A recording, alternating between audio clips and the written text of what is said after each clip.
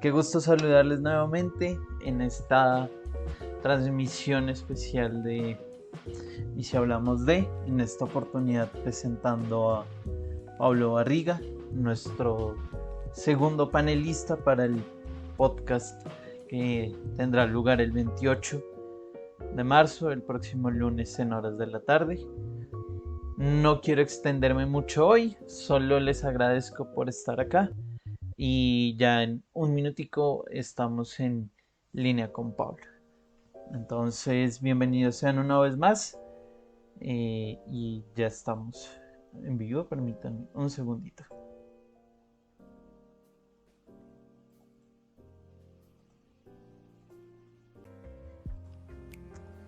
Pablo, ahora sí, ya estamos. Muy buenas noches. Hola Nico, buenas noches. ¿Cómo estás? Muy bien, todo bien. Por favor, váyanme confirmando si estamos bien con el volumen de la música, si escuchan bien a Pablo y en general cómo se ve la transmisión. Pablo, qué gusto tenerte. ¿Cómo estás el día de hoy? Bien, bien, Nico. Nico ahí animado en este espacio. Ojalá que salga ahí un buen espacio de conversación. Seguramente así será, como ya te había mencionado y como saben las personas que nos acompañan hoy. Este es un espacio nuevo donde vamos a estar presentando a los panelistas de los podcasts grupales que se vengan a futuro. Es apenas la segunda presentación que tengo, por tanto no son muchas las personas que se conectan, pero si todo sale bien, esta misma grabación estará disponible en Instagram, donde sí hay un poquito más de visibilidad. Sin embargo, es súper importante pues para los que estén aquí conectados y los que nos vean en el futuro, saber un poco sobre ti y bueno, es por eso que estamos acá. De entrada quisiera pues agradecerte por animarte a ser partícipe de este podcast que se viene el 28, por estar hoy aquí y nada, quisiera que empieces por contarnos un poquito sobre ti, tu nombre, tu edad, tu profesión y como los daticos que nos quieras comentar. Bueno, Nico, listo. Bueno, yo soy Pablo Barriga, yo soy sociólogo de la Universidad Nacional. Acabo de inaugurar el tercer piso, entonces estoy entrando en los 30. Eh, Me llamó mucho la atención este tema del podcast. eh, por la vigencia que tiene y además por los riesgos que implica. Entonces, por eso me gusta mucho poder no solo compartir con las personas que se conecten, sino además con las personas con las que vamos a estar compartiendo este espacio, con los otros panelistas, las diferentes percepciones, las diferentes ideas, experiencias sobre este tema. ¿Y qué otro dato? Nada, eso sería, Nico. Vale, perfecto. Em, Quisiera hacer aquí una introducción al que va a ser nuestro tema. Básicamente vamos a hablar sobre discursos y grandes oradores que ha habido, partiendo de un eje central que es un conocido caso de un suicidio masivo en Guyana, donde cerca de 987 personas se suicidaron con cianuro, esto incitados por el que entonces era el pastor de su iglesia y su comunidad. Entonces, junto con los tres invitados que hay, vamos a tener una conversación sobre cuál es la relevancia y cuál es la incidencia en el presente de, de este tipo de discursos, de este tipo de oradores que, como ya sabemos, Jim Jones, que era el pastor de esta iglesia, no es el único. Tenemos en la actualidad situaciones como la creación de iglesias en cada esquina, al menos en ciudades como Bogotá, de un sinnúmero de credos, de también oradores que han llevado a las masas a cometer ciertas acciones dudosas. Está el claro ejemplo ahora mismo de Vladimir Putin en Rusia, de Nicolás Maduro en Venezuela y tantos otros que se nos pueden escapar. Quisiera saber, Pablo, y si nos puedes comentar un poquito, eh, sin hacernos mucho spoiler de lo que se viene el lunes, ¿qué has podido ver al respecto? ¿Qué nos dice la sociología, que es tu rama, y de pronto el motivo por el cual vas a estar sobre estas cosas, sobre por qué nos atrae como seres humanos este tipo de discursos y este tipo de oradores, como ya he dicho? Sí, yo creo que ahí tenemos varios conceptos clave, como lo son el del fanatismo, como lo son el del adoctrinamiento y también el de la dominación. Este tipo de discursos calan muy fuerte en la colectividad y en los individuos, y gracias a también una especie de pacto, ¿no? Como una especie de contrato o de subcontrato social, al que a través del fanatismo, de esa figura en la que un gran líder se posesiona como un adalid, como el dueño de una verdad, puede ser religiosa, puede ser política, puede ser eh, racial, tiene muchas formas en las que se presentan estas figuras y logran captar la atención de la gente, pero no solo como un fruto de interés, como algo que me llama la atención, porque eso nos pasa a todos, sino que justamente va más allá y empieza a tener esas consecuencias nefastas en muchos casos, así como el que estaba mencionando hace un momento, el de Johnstown, pero así podemos contar muchos más. Ujú. Y por eso hablaba también del riesgo.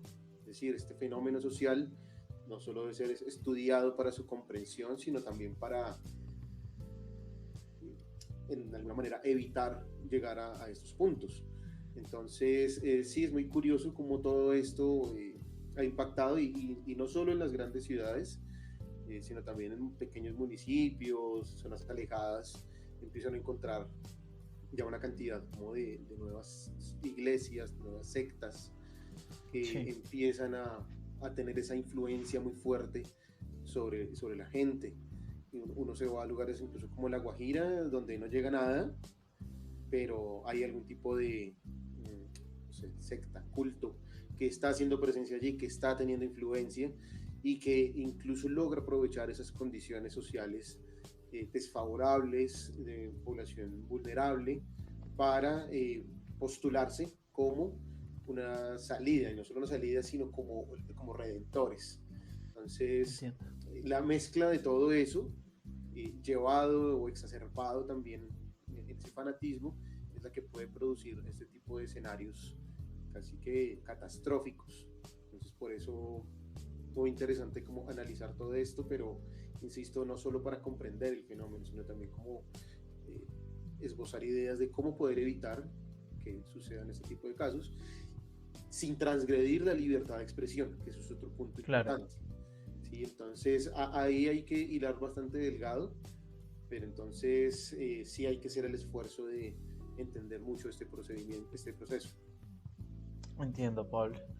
La vez pasada que hablábamos con Felipe, que es otro de nuestros panelistas, le hacía yo una pregunta que me veo obligado a hacerte, porque al final estamos hablando de que en Jonestown habían dos factores principales por ahí asociados. Uno era el religioso, él promovía ideas principalmente cristianas, y el segundo, el político, donde él promovía ideas socialistas.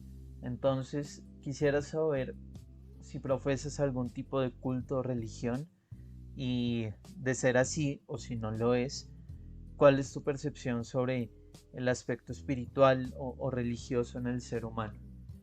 Entendiendo Sí, que aquí quiero hacer hincapié que pese a que se dice un montón que la religión es el opio de la humanidad y demás, igual también ha servido como pilar de un montón de cosas positivas.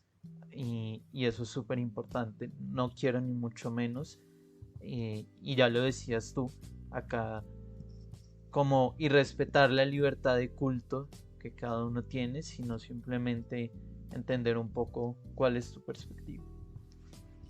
sí, bueno, en el caso personal no profeso ninguna religión, pues es decir, desde la creencia, desde la conciencia de manifestarme como perteneciente a algún tipo de religión, más bien es desde el agnosticismo eh, como esta situación o esta posición en la que no se trata de buscar esa verdad revelada, no se trata de encontrar las pruebas de Dios o de la inexistencia de Dios, sino más bien de distanciarse un poco de eso y decir que ese tipo de conocimiento no es accesible de alguna manera.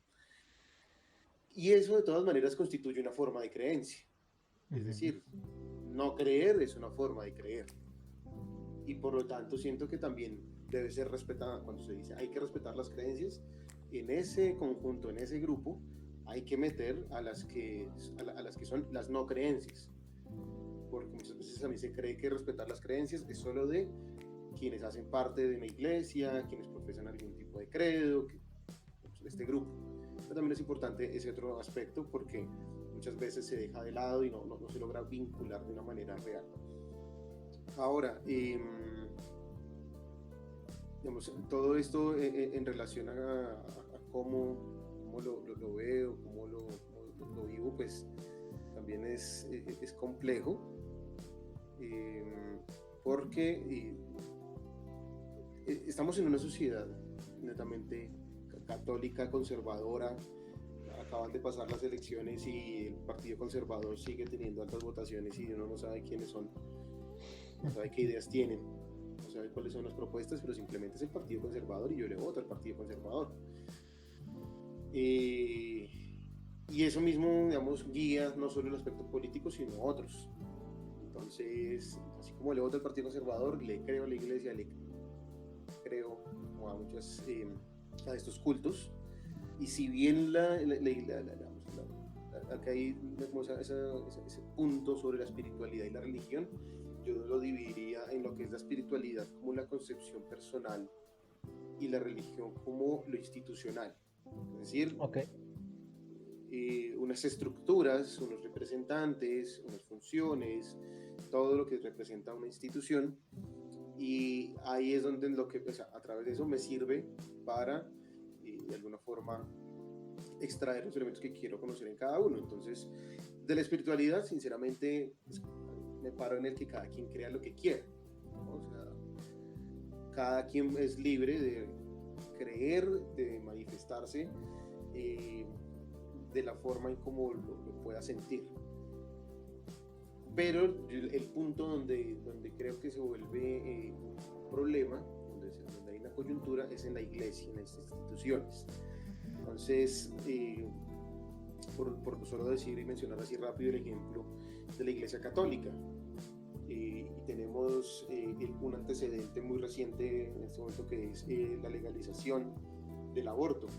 Sí. Sale la iglesia a defender la vida, a defender esa posición conservadora de que Dios nos dio la vida y bueno, todo esto, pero del otro lado está una posición también muy fría y muy distante sobre las problemáticas mismas de la institución, como la pedofilia, que casi que cada día siguen estallando casos en todo el mundo, y ahí entonces creo que hay un problema, porque es que ya es la institución la que toma una posición de ocultar o de manifestarse en las diferentes situaciones, casi que con una conveniencia política.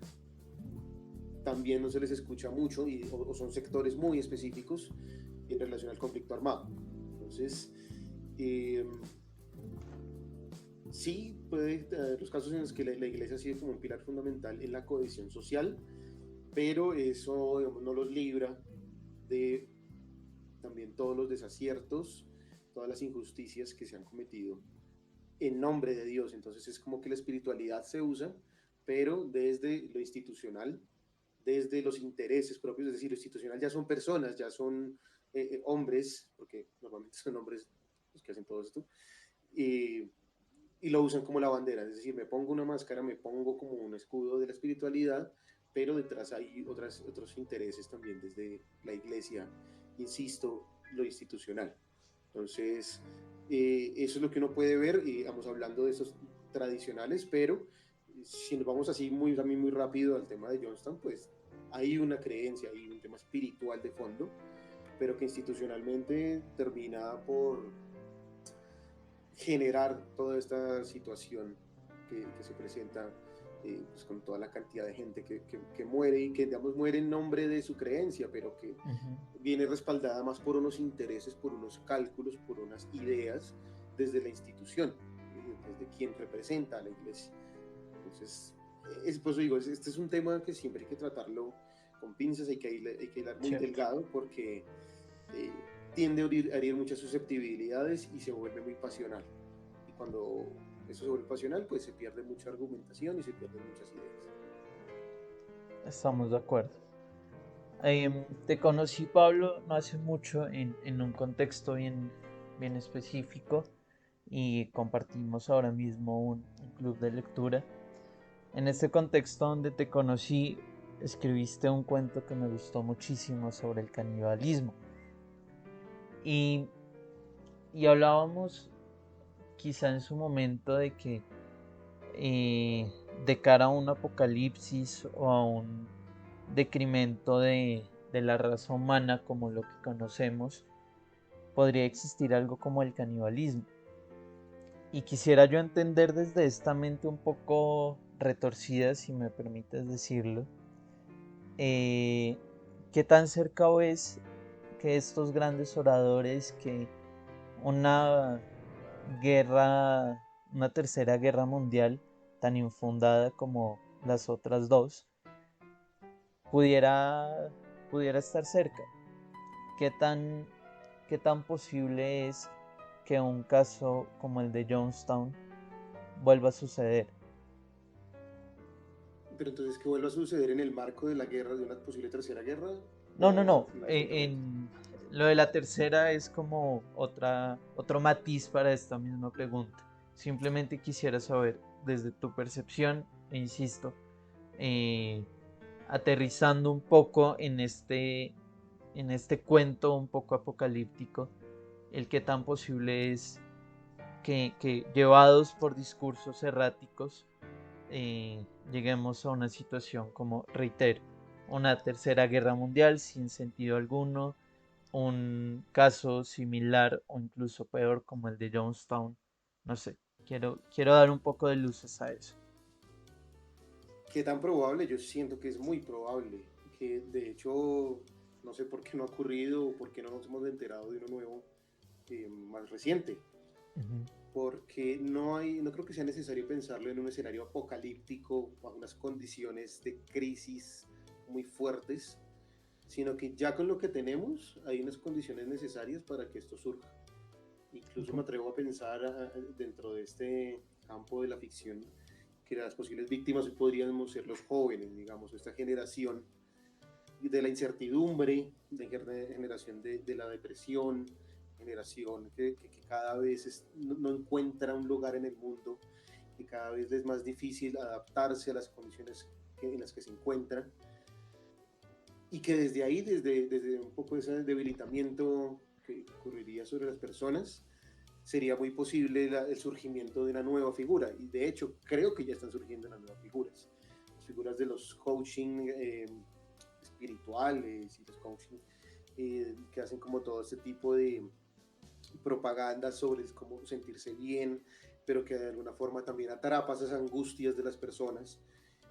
Y de ahí a que se convierta en algo de fanatismo y que eso además desencadene en un hecho trágico que puede ser, no sé, desde un suicidio colectivo, desde una gran masacre, desde, bueno, como todas estas cosas que se puedan presentar, estaría muy cerca. Es decir, hoy esas condiciones estarían y podrían presentarse especialmente en países tanto europeos, bueno, como digamos europeos o en Estados Unidos, pues creo que una expresión de eso también es estas masacres que se ven cada rato en Estados Unidos, los jóvenes que sacan una pistola y empiezan a Sí. disparar en su colegio, ahí uno encuentra que hay, o sea, detrás de la masacre y detrás del señalamiento a la persona que hizo esto como el homicida, como, sí, hay unas condiciones que es muy interesante como comprender de por qué un pelado va y mata a 30 compañeros. Ujú. Ahí ya está el caldo de cultivo preciso para que llegue entonces una figura y establezca eso como una regla, por ejemplo, ¿sí? Surtiéndose de elementos religiosos o elementos que le prometan de alguna manera a las personas, porque eso es lo que de alguna forma dan esos elementos religiosos, una esperanza, ¿sí? Porque es que todo esto ocurre no con la noción de vamos a matar, a hacer una masacre, no, es como que hay una redención o hay una justificación de fondo y esas son las realmente peligrosas. O sea, más peligroso que el pelado que se salga con una pistola es todo ese, es como ese adoctrinamiento y todo ese conjunto de ideas que lo van a impulsar. Es decir, un joven con una pistola evidentemente sufriría un peligro, pero un joven con una pistola adoctrinado y que lleve una cantidad de ideas detrás es 10 veces más peligroso y es 10 veces más, bueno, 10 veces es solo un número, Sí, más sí. proclive a que llegue a ocurrir un tipo de situaciones como la que usamos de ejemplo de Johnstown. Entonces, por eso creo que hoy en día las condiciones estarían para que fácilmente ocurriera y de hecho me atrevo a decir que es que no nos hemos enterado que está ocurriendo por allá en algún país que está distante y que digamos no tenemos un flujo de información adecuado como para que nos enteremos de lo que está pasando allá. Pero sí, o sea, haciendo una revisión muy rápida uno puede encontrar ejemplos, o sea, Johnstown es uno, pero de ahí para allá hay una cantidad y pues yo creo que es impulsado por ese tipo de ideas. Entonces por eso en este mundo de fragilidad que vivimos hoy en día, que se profundiza con la pandemia, el surgimiento de algún tipo de estas personas está a la vuelta de la esquina. Sí, de hecho, parte de lo que mencionas de, de estas situaciones como una especie de esperanza o salida es parte fundamental del discurso de Jim en, en esta cinta supremamente escabrosa del último discurso que da antes del suicidio colectivo. Y es que básicamente él dice, hermanos, hermanas, comunidad mía, la única forma que tenemos de ser realmente libres, y no libres en este plano, sino en el más allá, es esta. Es acudiendo al suicidio de nosotros, nuestros hijos y nuestros seres queridos. Entonces, estoy totalmente de acuerdo. Es un tema que, que está a la vuelta de la esquina. Que está a la vuelta de la esquina. Sí, hay para agregar algo y es, digamos, esa base ideológica de adoctrinamiento puede venir de cualquier lado. Claro, Ujú. los casos que más se resaltan pues vienen desde la religión o desde la política, eso ya pues, es como algo muy sabido, pero, y prometo tenerlo para el lunes mejor documentado, hay también un caso donde el tema de la ufología o esta pseudociencia del contacto con otros planetas y del contacto con Ok. otros seres y demás causó algo similar. Digamos que la forma del suicidio, por eso me acordé, era la forma de conectarse y de alguna forma viajar hacia donde están como estos otros seres. Entonces, tenemos el caso de eso, de la Ok. ufología, o sea, algo No lo había escuchado. que uno no lo pensaría, no le daría un alcance de ese tipo. Ujú. Uno se lo imagina más como la gente que está ya pendiente de los reptilianos y bueno, todo esto, pero no, realmente puede también ser un peligro. Entonces, para la próxima, ya para el podcast como tal, seguramente lo tendré mejor documentado y podré como hablar un poquito más de ese tema. Está buenísimo y te aseguro que seamos dos o tres ahora mismo los que estén, te van a exigir que hablemos de ese tema porque la verdad no lo había escuchado. Em, por último, Pablo, digamos que el de hoy era un espacio bien cortito, más para conocerte un poco y que la gente te viera.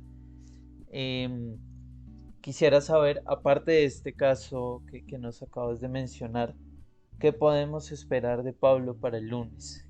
¿Cuál va a ser, a grosso modo, el aporte que podemos esperar para este debate, para esta charla o como queramos ponerlo.